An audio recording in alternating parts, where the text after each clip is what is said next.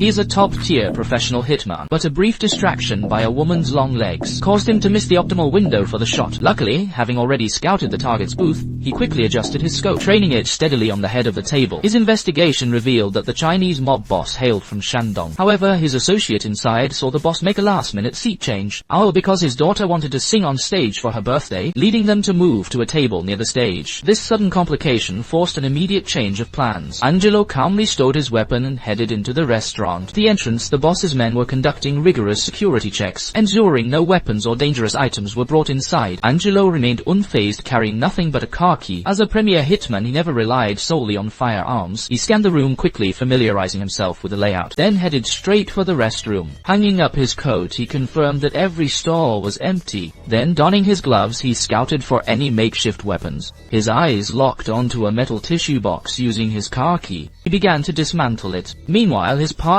was growing impatient. As a waiter passed by, he discreetly caused a collision, spilling drinks all over the mob boss. The boss stood up and stormed toward the restroom in a rage. Seeing the vandalized tissue box only furthered his fury. Angelo felt a flicker of annoyance at the target appearing so suddenly, but prepared to strike nonetheless.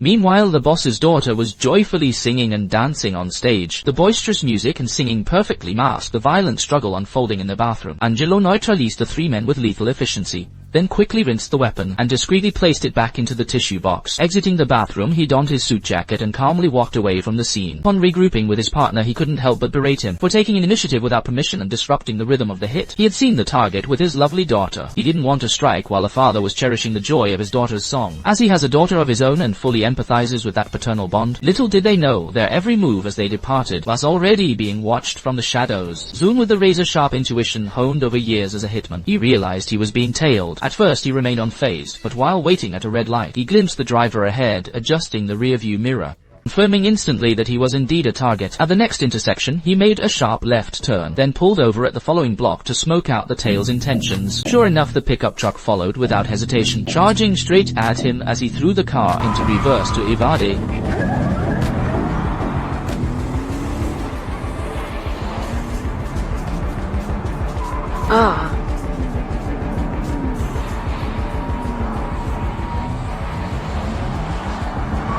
Relying on his vehicle's superior performance, he quickly lost the pursuer. He drove to the roof of a parking garage. His goal wasn't to flee, but to identify the assailant, their motive, and who was pulling the strings. But back at the hotel, as he prepared to enter his door code, his mind suddenly went blank. He couldn't recall the string of numbers he once knew by heart. It wasn't until a neighbor spoke up that he finally snapped out of his confusion. He closed the door, but a moment later there was a knock. It turned out he had left his backpack in the hallway. Such uncharacteristic forgetfulness for a hitman, known for his caution, was extremely rare. Realizing he might be ill, he dug through his old files, which contained detailed records of all his past targets. He had to find a clue to figure out who was stalking him. By reviewing one of the profiles, he suddenly recognized the man standing next to the deceased, the very same man who had been trailing him earlier that day. This was a target he took out in Newark last year. Upon checking, he discovered the man photographing him was the victim's brother. He immediately confronted his boss, who was disguised as a chef, demanding to know why he wasn't told the target had a brother. The boss claimed the situation was complicated, saying he had only just found out because the two were half-brothers, with different last names. Angelo was furious for him. Immediate family details are critical intel that must be known in advance. He needed to know exactly how many enemies he had made. The boss told him not to worry, promising to handle it through a contact, and sternly warned Angelo not to take matters into his own hands. Angelo took his boss's word for now, and drove back to his safe house. He stowed his gear, changed into civilian clothes, and drove his beat-up car to a family dinner at his daughter's. To his family, he was nothing more than an ordinary copier salesman. Looked at his daughter and his son-in-law, whom he held in slight contempt. Jeff was an aspiring app developer, but Angelo believed that without a stable paying job, his app development was merely a hobby, one that couldn't support a family. These remarks clearly displeased Maria. And I love him, that's what matters. It happened to be the anniversary of Angelo's wife's death. The family had gathered to honor her memory. Angelo was once again haunted by that tragic day, when a drunk driver ruthlessly took his wife's life. Returning home that night, Angelo was horrified to find his front door wide open, a sign that his enemies had found him. Just then the blue pickup from earlier slowly cruised past his house. He realized his address was compromised, putting his daughter in immediate danger. He decided to stop taking orders from his boss and take matters into his own hands to eliminate the threat. He contacted his partner and obtained a vital lead. The stalker Moshe was a regular at a certain bar. At night, Angelo quickly spotted Moshe at the bar, harassing a waitress until the proprietress intervened to put an end to the scene. As Angelo moved in, his boss suddenly appeared and held him back. Forced to watch Moshe leave, Angelo sought information by striking up a conversation with the proprietress. I like how you handled that guy. Let me take care of things. If you could answer top. Let me take care of things. Good talk. So, what do you? I like to know who's in my club.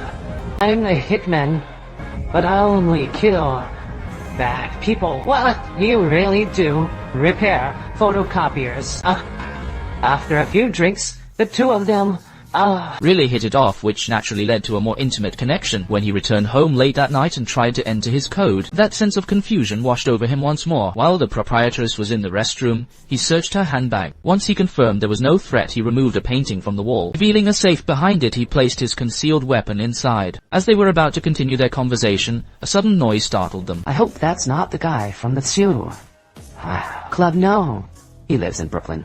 Mainland Sand. Sure. Carl is right behind the Dumbo Bay Bridge, with a seemingly casual remark. Angelo managed to extract key information. It wasn't until early the next morning that the two exchanged names. Nicky mentioned he was thirsty, so Angelo told him to grab some water from the fridge, but when Nicky opened the refrigerator door, he froze. Without a word, he turned around, grabbed his bag, and left abruptly, feeling as though he'd been played. Still bewildered, Angelo walked over to the fridge in confusion, only to be completely stunned. He had inadvertently left his own pistol inside the refrigerator. He realized he was truly ill, and it was serious. Knowing he couldn't wait any longer, he used the address he'd pried from Nicky to track down Moshe's residence. He used a baseball bat to choke the man, demanding to know who else knew about him. Faced with silence, he didn't hesitate. He swung the bat and beat the man to death. Afterward, he hurried to the hospital. It was the day of his daughter's prenatal checkup when the doctor declared the baby was healthy. Angelo let out a genuine smile. Just then, his phone rang incessantly with missed calls. By the time he got home, a detective was waiting for him. The detective informed him that just 2 weeks ago, the man who murdered his wife had been released from prison early. Apparently, his cellmate was a high-ranking gangster. The other party inadvertently let slip evidence of his crimes, which Earl overheard. He then testified against his cellmate to secure a reduced sentence. When Angelo arrives at the restaurant for dinner with his daughter, he receives multiple messages from his boss on his phone, informing him of Moshe's death and demanding an immediate debrief. Then a call comes through. Angelo chooses to switch off his phone, unwilling to let professional matters ruin the meal with his daughter. But throughout the dinner, he remains deeply unsettled.